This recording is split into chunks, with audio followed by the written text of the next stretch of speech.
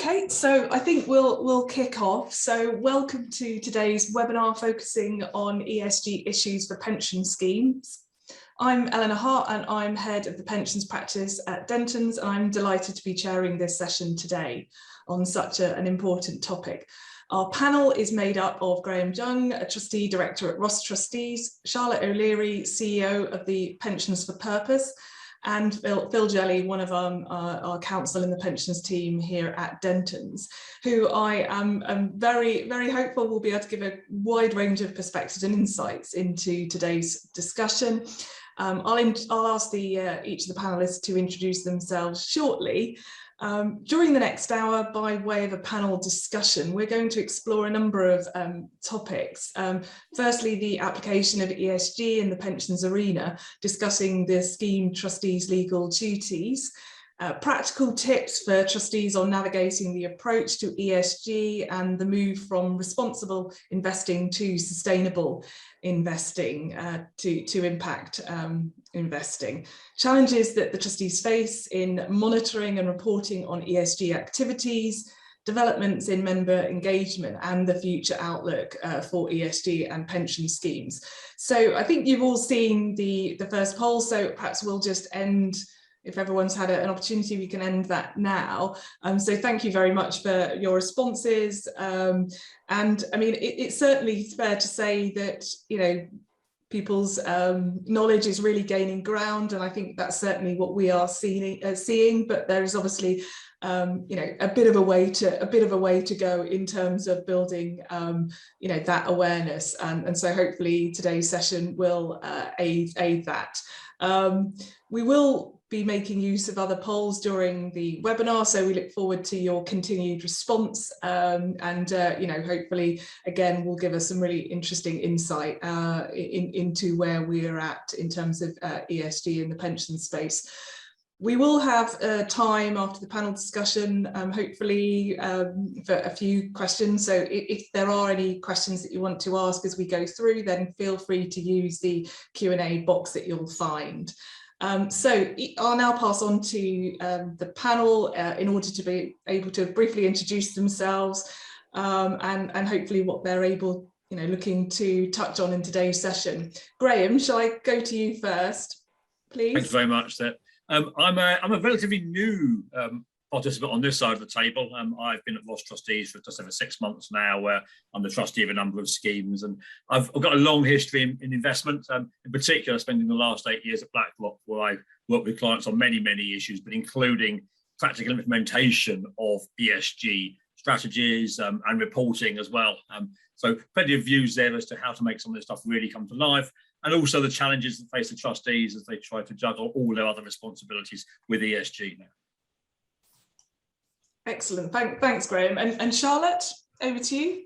Yeah, well, so I think the name of the company sort of says what we do on the tin, and effectively is everything that we're talking about today. So we are working with pension funds to act in a meaningful and purposeful way when they invest. And so we act as a bridge really between pension funds and other asset owners, investment consultants and asset managers on education, training, thought leadership in the areas of ESG, sustainability and impact investing. So that's the sort of perspective that I'll be bringing today. Excellent, thank you. And Phil? Yeah, I'm a counsel in the pensions team here at Dentons. I've got over 20 years experience advising trustees and employers on all aspects of pensions law. And I'm hopefully going to be providing the legal framework and some of the legal considerations that trustees and employers will have in connection with ESG.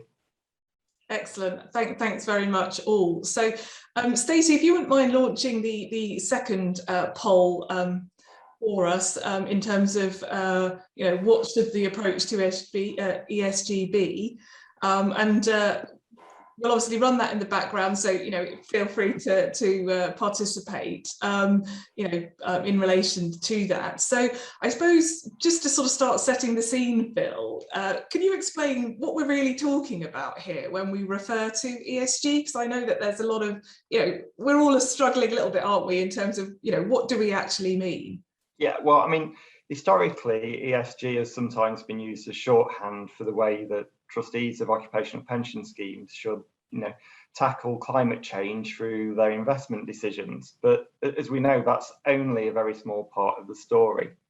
So if we look at the E in ESG, that's environmental. So whilst that does cover climate change, we're also looking at things like waste and recycling, carbon emissions, and energy consumption. And whilst environmental seems to have grabbed all the headlines, we really can't forget the social and the governance side, which are the S and the G. So, when we're thinking of the social aspects, we're thinking of human rights, gender diversity, health and safety. And for the governance, it's how are those entities that the trustees invest in, how are they run? What's their governance? What's their board composition? How do they deal with shareholder rights, executive remuneration, for example? So that's what ESG is. It's a component of all of those. It's not just a headline grabbing climate change. Yeah, no, sorry, carry on.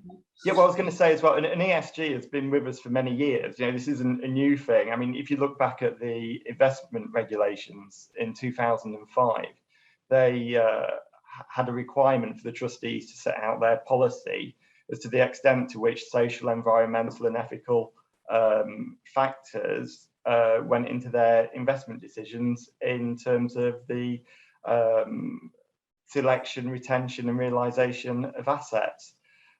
They were quite weak in reality, that those provisions, and obviously they didn't really, in my view, change the trustees' behaviours in investments to a great extent. And I think now we've got a lot more onerous obligations that we'll cover later that really now trustees are taking notice. Yeah, no, that's really helpful, Phil. And certainly, if we want to close up the second poll where we were looking at what that approach should be to ESG, I mean, I think it's fair to say that we've got over 80% saying that it should be both. So we should be looking at both mitigating climate change risk, but also looking at contributing to possible solutions as well. So I think that's really good to see. So Charlotte, what is your view in terms of what this means in the pensions context?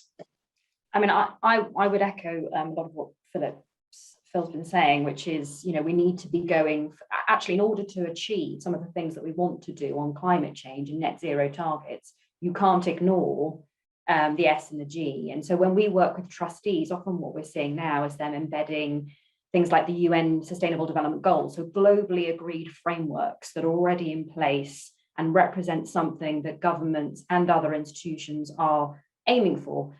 Now, having said that, there has to be an investment thesis in case, and I think we'll probably come back to this over and over again. So none of this is about sacrificing return. You should be able to do all of this and be able to produce a return, but it does mean actually embedding all of these factors. And part of the reason why we're having to identify these as separate to the system as it stands is because our standard economic models and modern portfolio theory and financial modeling that is used by investment consultants, by asset managers, did not bake this in. And that's why it's having to be looked at as a very specific issue. In my view, I think it's taken a bit too long for the rest of the chain to catch up. And I do mean the consultants and the asset managers. This is something that should be embedded in their processes, not just something that's reviewed and reflected by the trustees.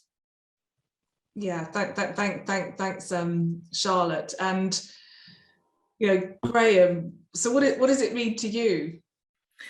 Fine, I think just to pick up something Charlotte said just then, I think what has changed now is the recognition that ESG investing has got a financial and a risk aspect to it. I mean, 10, 15, 20 years or so ago, when it first came on the radar, it was seen very much as the activity of evangelists, or whatever form it may well have been, social responsible investment and such like. And there was a general feeling that that was a good thing to do, but it may well cost you money. What's clear now is that, and maybe less because of climate factors or whatever else, but because of policy and government policy to that, is there's a financial risk to being in the wrong assets, in inverted commas, and there's also an opportunity to being in the right assets. So that really has brought this into focus as something that needs to be considered by trustees.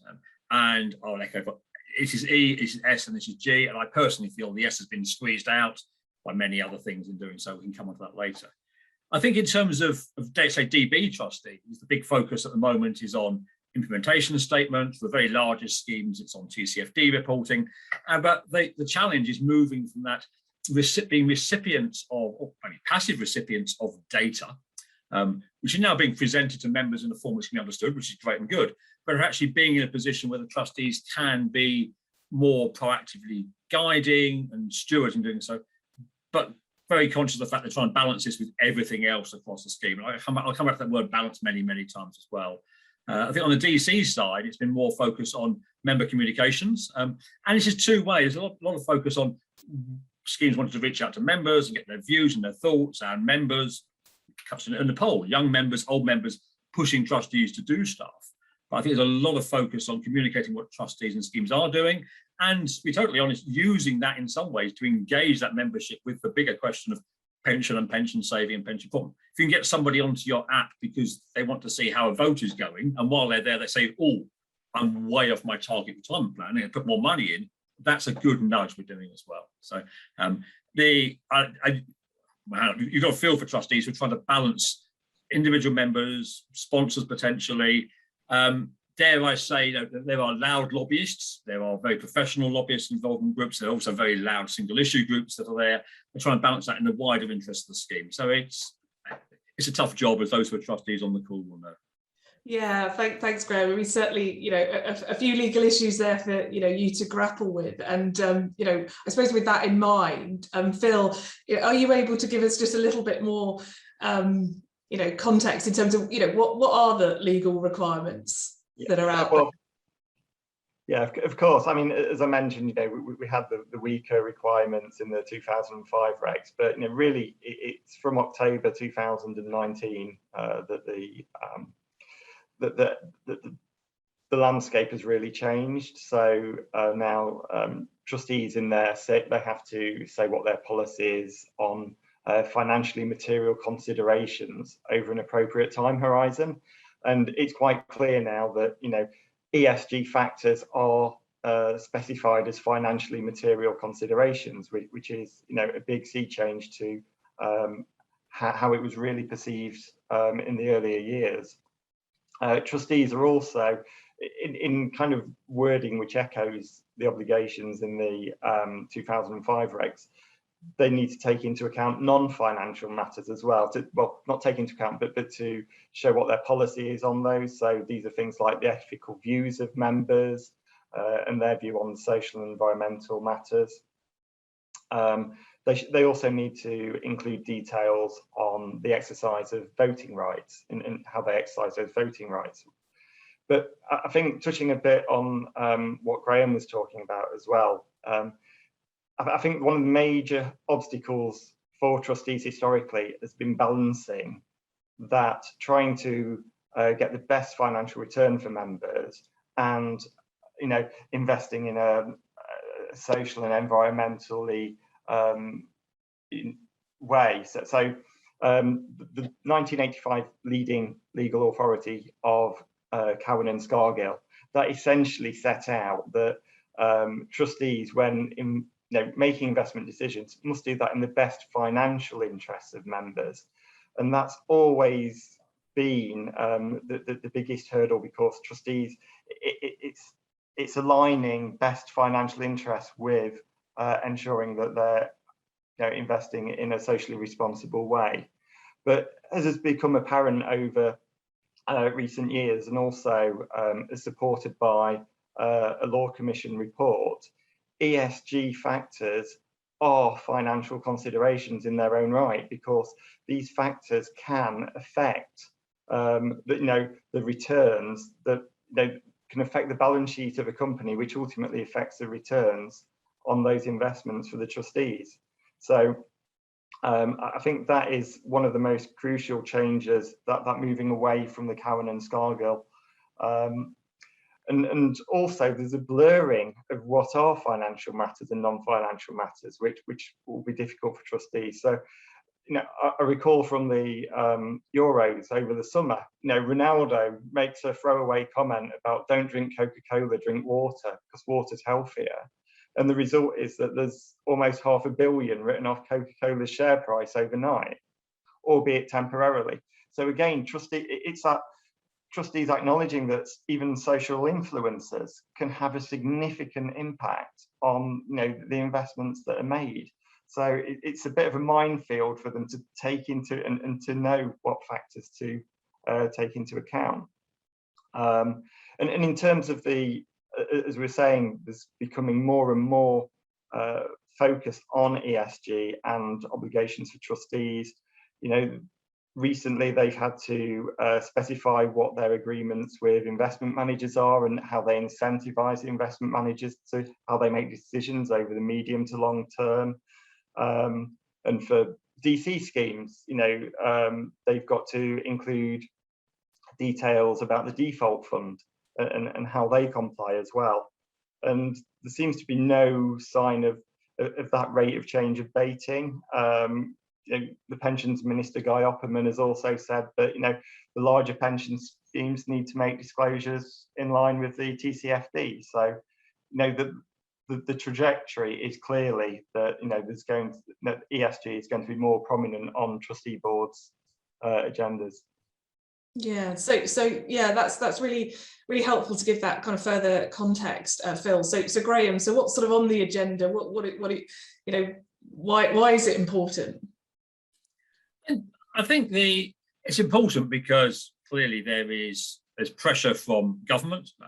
COP26 is putting a particular focus on climate at the moment that's out there. And I have heard it expressed by trustees that it's a little bit unfair that government is almost not abdicating, but pushing down to trustees to do a lot of stuff and to change a lot of things in capital markets, which may be easier done by influencing companies. But that's a separate conversation to the one we're having now. So I think it's important. We touched on the financial risks that are out there. I think it's also very important for the trustees are concerned about reputational risk. And that's not just the risk of the Church of England being on the front page because of Wonga or something else that's out there. But particularly, the focus on ESG is encouraging conversation between sponsor and DB and DC, sponsor and trustees around what's really important to that business. And that's all very good and positive. And the good stuff that's happening is that trustees are taking a view as what are my ESG beliefs in the same way they have on investment beliefs, and then making sure that their asset managers that they employ are in line with those. Because trustees are humble to recognise that they're not the experts in how best to decarbonise BP. They just can't be. And the asset managers aren't necessarily experts in, but the trustees aren't. So what can they do? And identifying for each trustee group, what's a particular sensitivity point to them? And it's usually around the sponsor and the industry that they're in. So there's a lot of work going on joining that up together. Trying to practically focus on what can they do today. I think trustees have been bombarded by a lot of advice and guidance from advisors, from government and elsewhere. And I think what's happening is a bit of a step back to say, what can we actually do? What's important assets to us? What issues are important to us in our schemes? And focus on those rather than trying to get perfection in every asset with every manager that's out there. And so the big focus at the moment has been on implementation statements and reporting that out to members. It'll be remain to see. Implementation statements have to be publicly published by the start of October. Interesting to see how much engagement that gets from members, as opposed to maybe other organisations who will just scan through and see what's being said. So there's a lot of focus, but what ties it all together is that fact this is an economic risk, it's an exposure, and it's an opportunity as well. We'll come on to talk a little bit about that. Yeah. No, I agree with that, Graham. And so, Charlotte, coming to you, what's your take? What is, why is it important? Yeah, I mean, it's tricky to kind of come up with some kind of one sentence answer to all of that. I obviously mentioned the fact that it's being retrofitted because it wasn't built in initially into our economic system. That's part of what's difficult about this. And then the other thing is the operational difficulties, and structural difficulties. So, in the UK particularly, we have thousands of pension schemes. In the Netherlands, they have hundreds. So their ability to be able to change and affect things is, far more scalable. And so, the government's also been looking at how do we try to create some consolidation. We've seen DC Master Trusts, we've seen also DB sort of super funds. And so I think there will be more sort of concentration in that area in order to affect and scale up ESG. I think that will really help. I think there does need to be more education and training, but I think the point that Phil made about incentive structures is a really important one. At the moment, if you don't tie your ESG objectives to any kind of objective measures upon the managers, how on earth can you actually make sure that's happening in reality? That's where the concern is that at the moment, we still have an asset management industry that is about growth for the sake of growth, about proliferating product, about, how do you change that mentality to make sure that even if you're producing green funds, those are green funds that we need. And so I think that's one of the sort of key areas we need to look at. Yeah, thanks, Charlotte. Lots of food for thought there. So I think that kind of hopefully sets the scene, and I think in terms of where we're looking now, we're going to sort of look at perhaps some more practical tips. Stacey, would you mind launching the third poll? We're just interested to see how confident people feel, on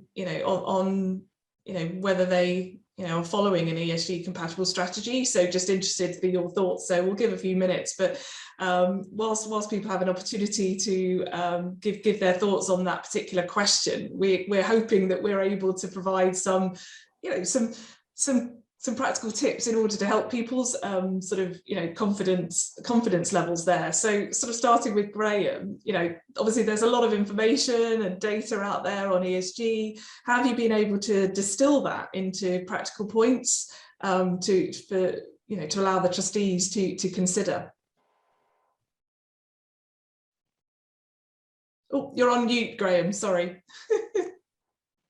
Sorry, I closed the polls and pressed the wrong button. The most important point has been trustees giving themselves time in what's a very crowded agenda, virtual or real world, to take a bit of a step back and to make that point as to what is important to us. So, for example, I've worked in the past with trustees of cement companies or an airport, an airfield there, where clearly it's a business which has challenges, particularly environmental and carbon challenges there, and the business is facing that. So the trustees saying, what's really important to us is how are asset managers engaging on those issues, what are their thoughts there, bringing the sponsor views and expertise in some cases in there, and having a clear policy. And then that informs the nature of potentially the SIP, but certainly the reporting on the back of that as well. Those are easily examples of industries which are likely to be in the forefront, but every group of trustees, even if they come back and say, we are just average, our sponsor's got no particular issues that's out there, nothing particularly bothers us, let's make sure that our asset managers got the same sort of mindset with there, and then how they're reporting back. I think if I look at the work that's been done on the reporting, there's a huge amount of data, and it doesn't conflict, but the standards are quite different, and they're very different across asset classes as well as across managers.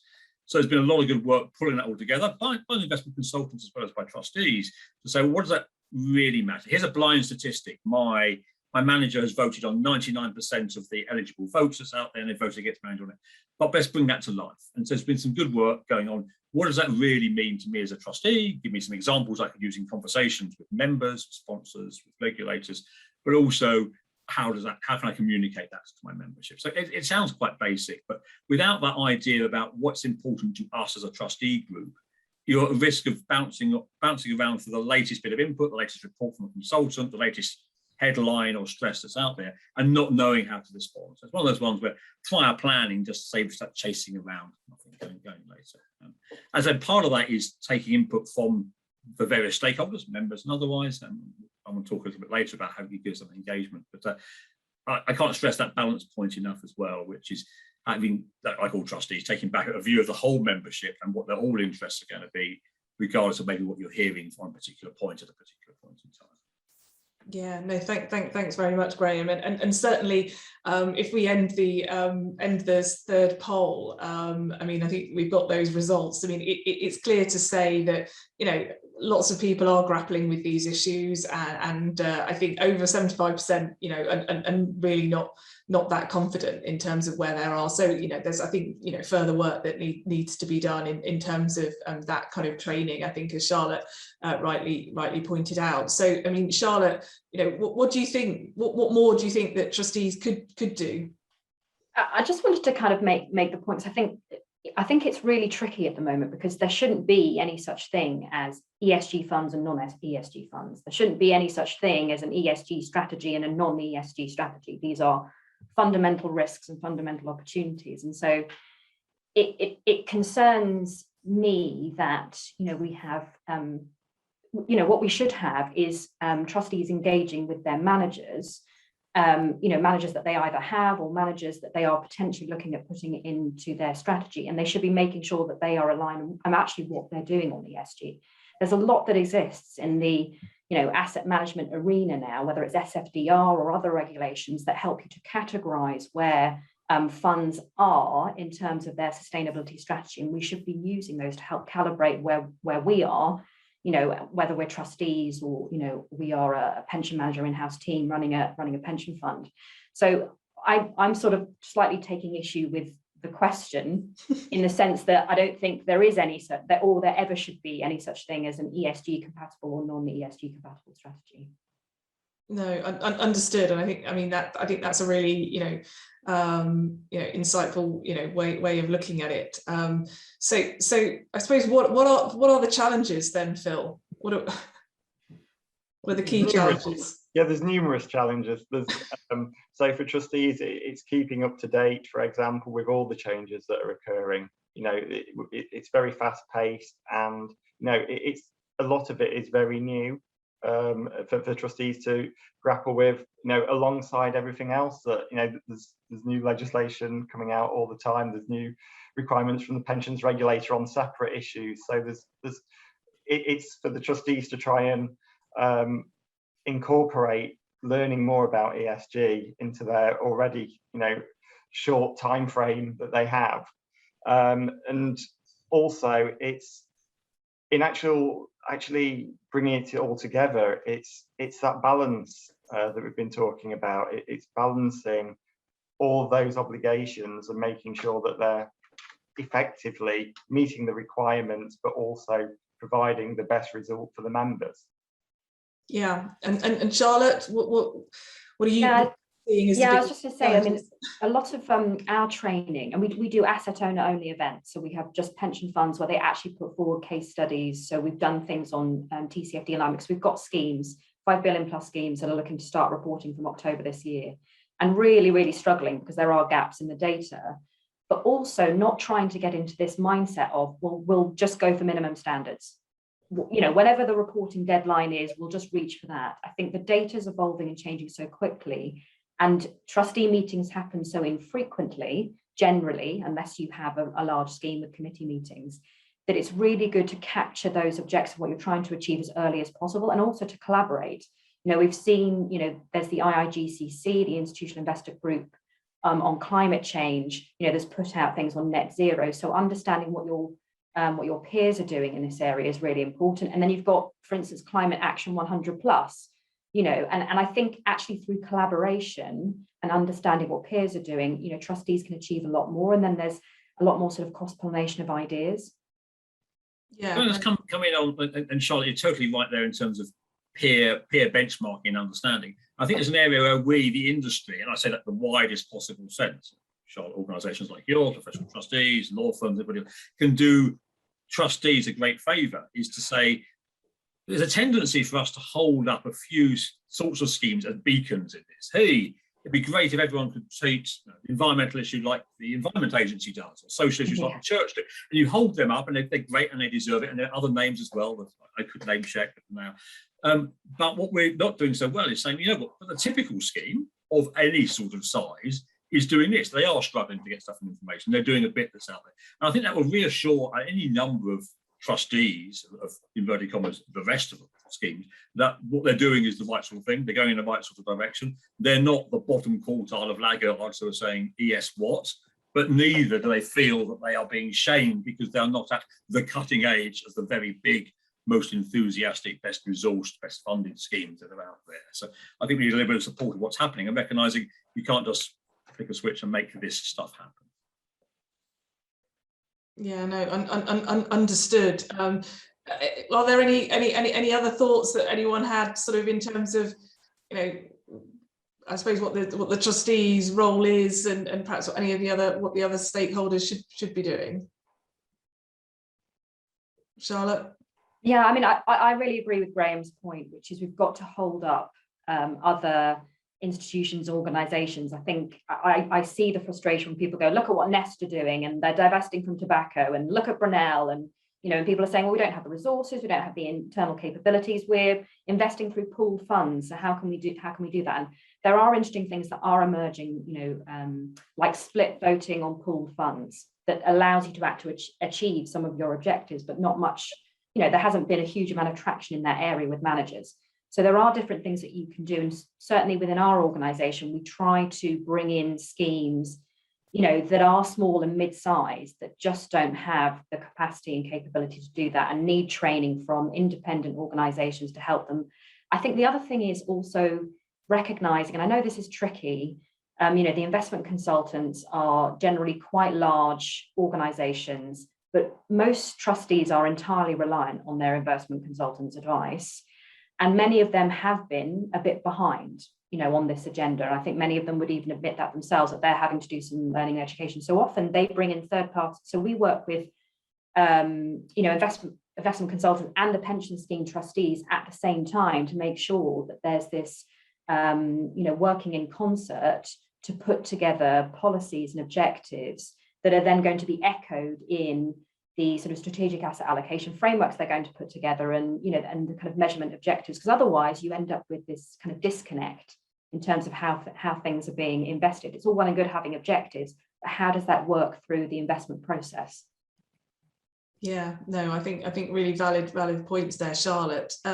Yeah, and I would also echo that as well, in that there's that legal obligation for trustees to obtain written investment advice from their investment advisor. It's a legal requirement, so there has been that historic reliance, maybe over reliance on their investment advisors, and yeah, it's just giving that additional perspective for the trustees so that they can have the right conversations with their investment advisors. And I think sorry, Charlotte, please. No, you go, Graham. It's interesting because those of us with enough grey hair remember when the requirement for advice came in, and it was all very much around the fact that lay trustees, professional trustees could not be expected to be investment experts, and this is a really, really important scheme of what you do. Now, just sitting here thinking now, is an ESG policy, and given what Charlotte said, is an ESG decision an investment decision? Is there any reason basically to believe that an investment consultant, however well skilled and experienced and everything else, is better placed to judge how the scheme should be responding to its ESG responsibilities than a well-thinking trustee who's immersed in their business and knows the membership really quite well? It's not quite the same as saying, Tesla's a bit expensive, we're not going to buy any of that. A view of slavery is bad does not need to have an investment consultant. So I wonder if it's an area where, dare I say, the law needs to catch up a little bit as to, do I need advice on implementing ESG in the same way as I do on buying a stock or buying an asset class? Now, I'm not so sure about that. I think maybe trustees have got more wisdom in this area and are ahead of the curve, as Charlotte said, compared to consultants, and should be allowed to be a bit more freedom in their own judgment without having to keep going back and checking with an outside expert. Yeah. And it might be one of those areas where there does need to be that greater communication between the advisors. So for example, from the investment side, they might be able to give more an idea of, okay, if there is, say, an oil spill, how is that likely, what's the likely impact on the investment, on the share price, and to maybe quantify more, if there is a scandal or an issue, how that might, the extent that might affect the investment. But I completely take the point about, are the trustees actually better placed to understand, what their membership wants and what's more ethical or not?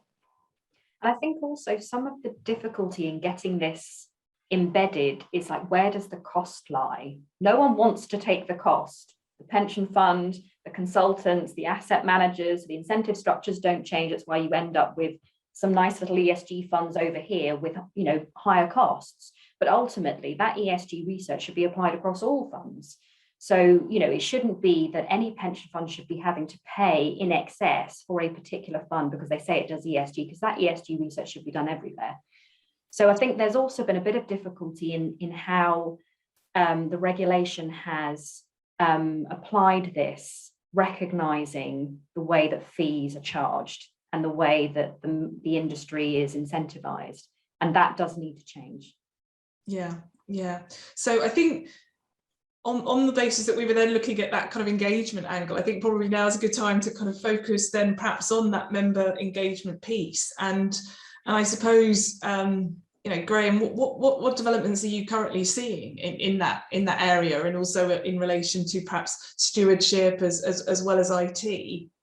Sure. Yeah. At the risk of contradicting something I said 10 minutes or so ago, I'm going to use some examples of some of the better schemes who've been doing this for longer in more places, but because they've been doing it more advanced. And I won't name anybody, it'd be unfair. But if you look at the schemes, and DB, DC, actually big member DB and also DC schemes have done, who engaged with their membership through focus groups, through surveys and whatever else.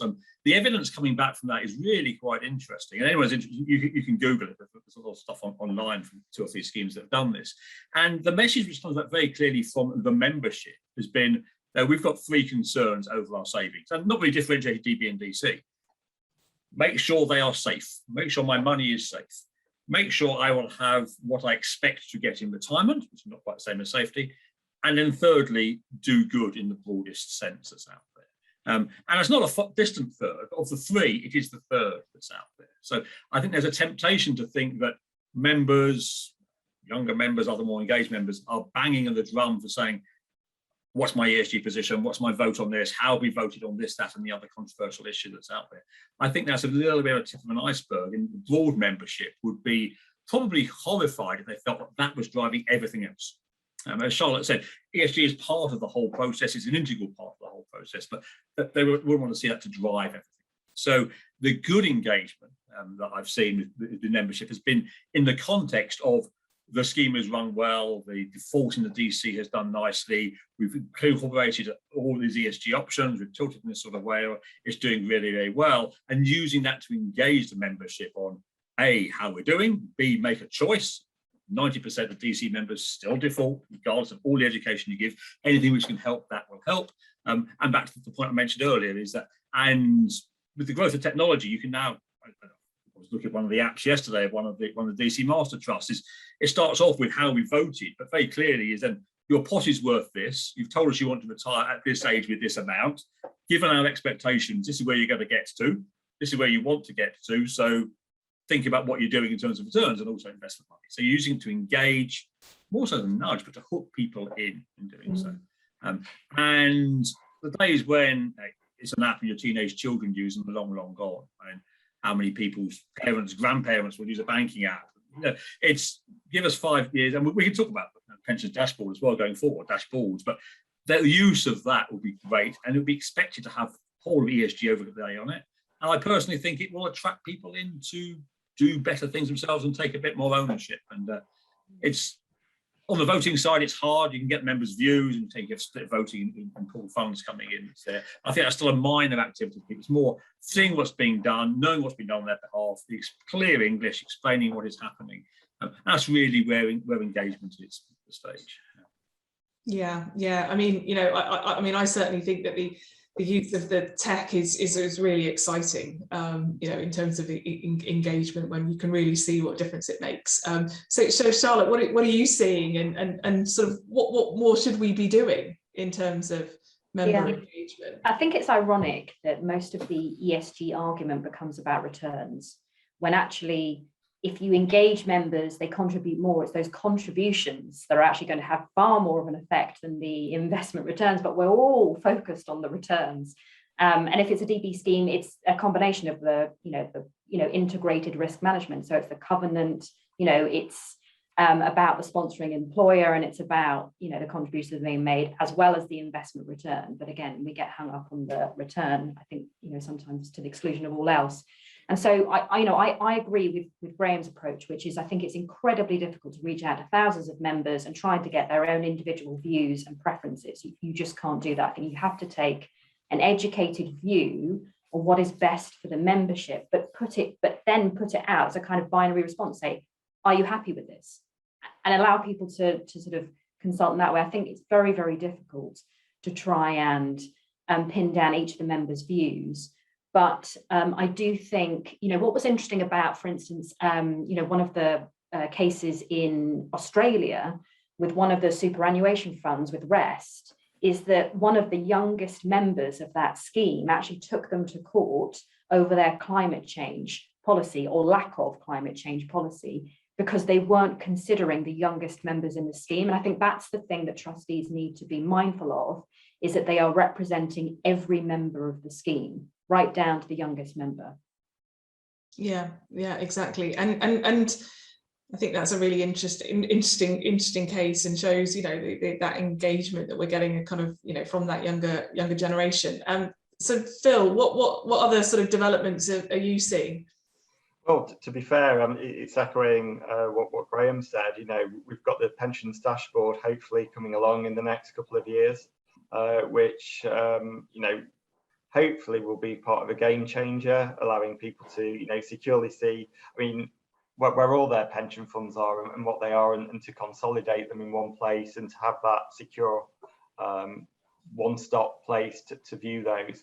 But I've been working with one of the key master trusts, and they have such a focus on the digital element, which is,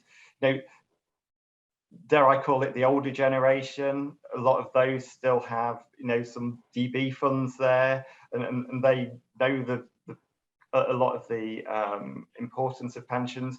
So it's the engagement from all the younger generation, and the use of the digital applications. It is, you can do everything on these apps now, and it has a wealth of information, so that wherever you are, you can access your pensions and see how things are doing. So it's technology essentially where I see that the key member engagement tools will be.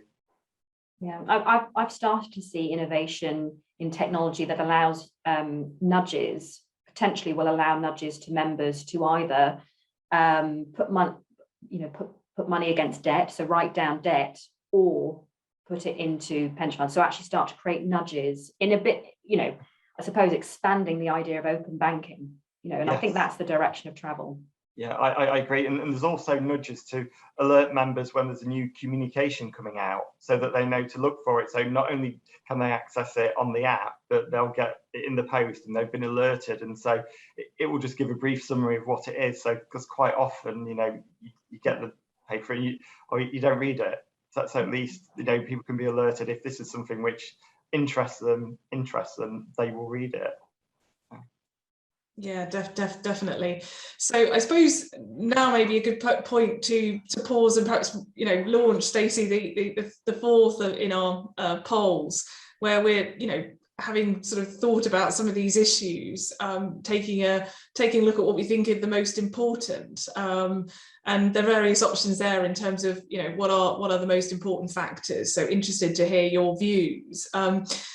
Whilst that runs in the background, I think, I suppose moving on, and we've already been talking about that kind of the future, which, I think, there's a real possibility here of, a real game changing and a real ability for, people to make a real difference, as Charlotte was talking about, in terms of, increasing contributions and being able to make a real difference, which I think is great. So, any further thoughts, Charlotte, in terms of how you're going to see it? Always going to be a bit challenging. You should expect that from me. So I think, people are always going to say carbon emissions, but I think what people need to remember is carbon emissions are an output.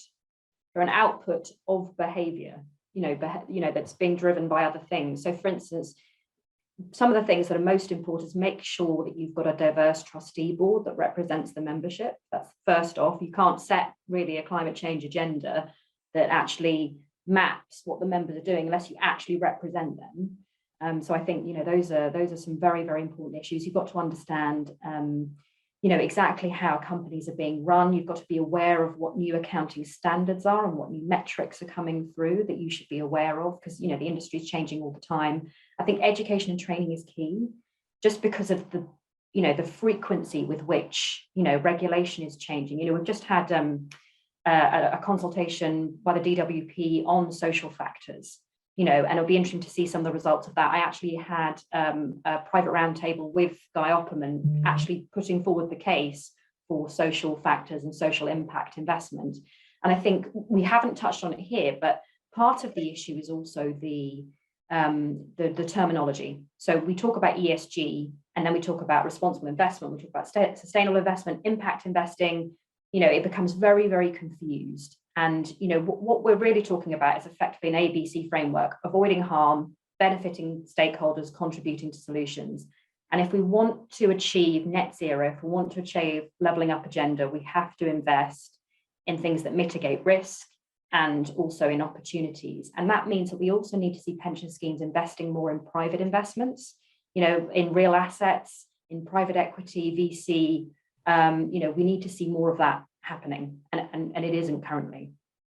Yeah, no, I think that's a great way of looking at it, Charlotte, and I think really helpful in terms of drawing that together. Graham, so what how do you see the future?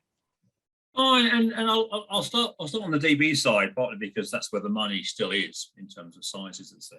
And in some ways, it does make me smile that the attention and the focus has been on voting and engagement and how my equity is being voted. And every DB scheme is moving towards an end game position of almost every corporate sector scheme is moving to a position where they are holding significantly less equity.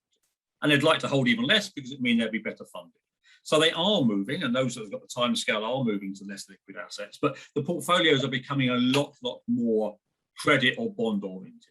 And putting on one side whether government gilts are ESG friendly, which is a whole political point that's out there, as in some ways it makes life a bit easier for DB schemes, because the question then becomes less, how do I use my vote as an equity holder to change a company, which is difficult to do, to am I going to buy this bond, and am I confident that the company I'm lending the money to is going to be there for the next 10, 15, 20, 30 years and able to pay me back? So it becomes quite a credit conversation. And that comes right to the heart of how is the business run? Is it on the wrong side of social factors? Is it on the wrong side of carbon factors? And if so, how much will I invest, but also how much should I invest and what positions I take? So in some ways it becomes a bit easier as you move towards that end of the game.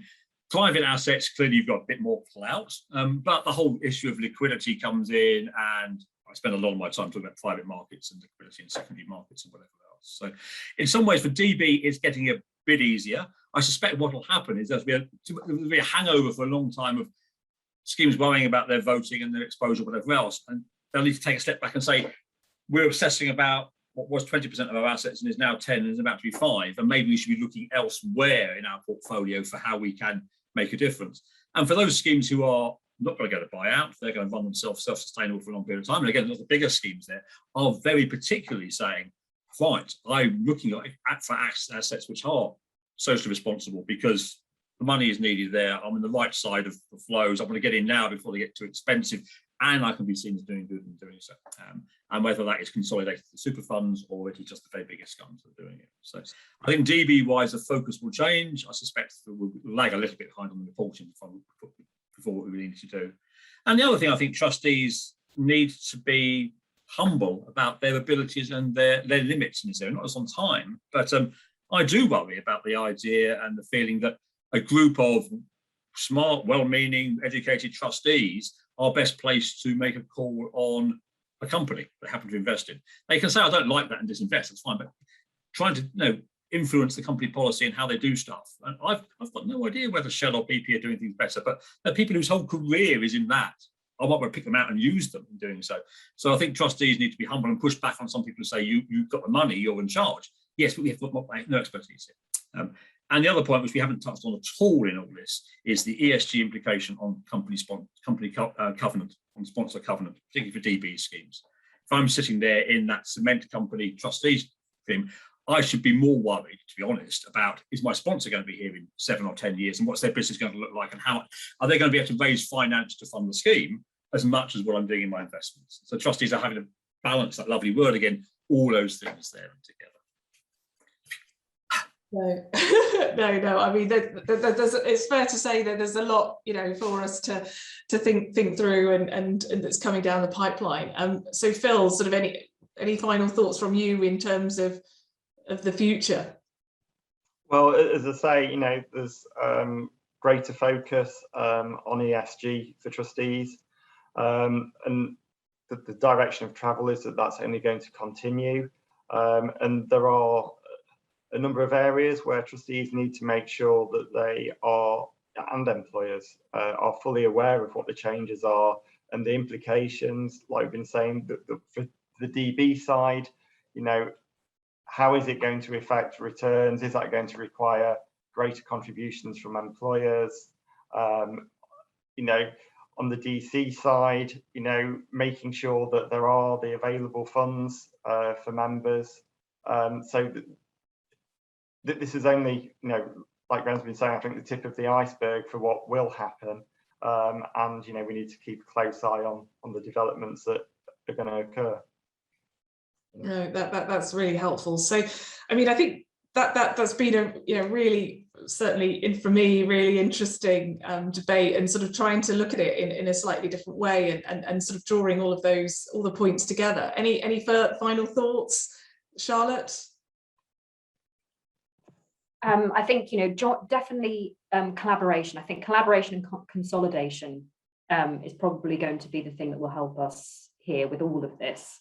Collaboration in order to achieve a kind of universal understanding and language that's shared by, what is a very kind of intermediated chain. I think we forget sometimes that, in between the member and, the company, there are all these other parties in between. And what starts off, it sort of ends up as like Chinese whispers, doesn't it, as it kind of goes through. And it's trying to make sure that we're all heading on the same pathway, we're speaking in the right language, we all understand what we're trying to get towards. And I think things like, the IIGCC's net zero framework, it's useful for trustees to look at who's signing up to that, who's doing that, what are the managers signing up to. There's no point me setting a 2030 target if all the managers are going for 2050 and the economy isn't going to be net zero by 2050. But we have to do things in a realistic and measured way that draws in other people's expertise, and that requires, education and training, and being part of, a group of investors and sharing insights. I think, what Graham was saying about, don't be afraid of what some of the large pension schemes are doing. It is possible to do more, as a small and medium-sized scheme. It just means you have to use, resources available to you, like our platform, or, other collaborative initiatives where we are sharing kind of free resources and free training. Just absolutely maximize the use of that. Yeah, no, that's really, really helpful. And Graham, any sort of final thoughts from you? I suppose it would be a plea from the trustees on the trustee side of the table to remember that they are balancing a lot of things here, and all the time, and a lot of pressure in place, and to the extent that asset managers and groups like Charlotte's feel they're not getting enough engagement from the trustees, at least take a step back before saying these people are being antediluvian dinosaurs and not getting it, and bear in mind everything that's going on there. And in some cases, the trustees are trying to master the possible in some other areas, and attention will move. There's been a huge amount of focus on the ESG issues this year, and it will carry on. Attention will move, and something else will come along, like another lockdown or COVID, which will move attention again. So some sympathy, I suppose, for the poor old trustee. Yeah, no, exactly. And Phil?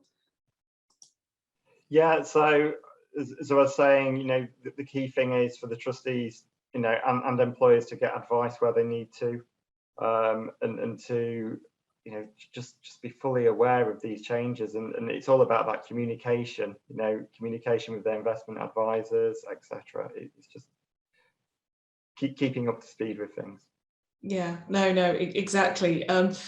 I'm conscious of time. I don't think we've got any Q&A in the chat box. I mean, please add, and we can look to respond, or perhaps can do after the event if you send us an email. But I'm very grateful for our panelists for joining us today, and thank you for attending the session. And I hope it provided some real sort of practical guidance going forward. And certainly, I suppose, any final sort of, in one sentence, any final takeaways, Bill? Yeah, as I've been reiterating, trustees, employers, make sure you're up to speed. Look out for any flyers or anything like that which update you, because like we've been talking about, there's so many from different parts of government, from different bodies. There's so many different updates and developments that are happening. It's quite difficult, like Graham says, when you're a trustee, balancing all those different other obligations you've got to be fully kept up to speed. So just keep a lookout for those. Yeah, and Graham? It's hard to add much to that, to be honest. I think there's actually nothing more to add. I think I've said it. I only said the word balance again, so with it. And Charlotte? Join Pensions for Purpose. That's what I would say, of course. Excellent. No, that's great. Well, I mean, I thanks so much to Graham, Charlotte, and Phil for their participation. I mean, it's really, I mean, as I think everyone will have heard, it's a really exciting time, I think, for people to actually, for everyone to make a difference with their own pensions pot. So I certainly, think that's certainly what shouts out to me. So just a couple of final things. We've got a couple of dates for your diary. We've got a COP26 webinar. Denton's is running on the 23rd of September on the increasing risk of climate change litigation. So if that's of interest, and also a further ESG webinar, will the real estate construction and development industry enforce ESG self-regulation? And that's on the 6th of October. But, I think just from me, I think that what's clear, it's not just an issue of the impact of climate change on investments. It's a much wider debate that we're looking at, in terms of actually, taking into account, those wider issues in terms of governance, other social issues, including diversity, inclusion, and it starts from ensuring that the trustee board has that that diverse makeup in order to be able to address the makeup of the membership. So that's certainly something that resonated with me. So I think just finally, thanks very much for joining us today, and thanks again to our panelists. Thank you very much. Really enjoyed it. Thank you. Oh, and just to answer, in terms of the last the panel that we had, the focus was very much sort of over 50% on the climate change, and I think sort of 25% on member engagement. But I think certainly from the perspective of the panel, I think hopefully people will have perhaps a further idea of the fact that it's obviously much wider in terms of factors. But thank you everybody so much, and I hope you found it helpful.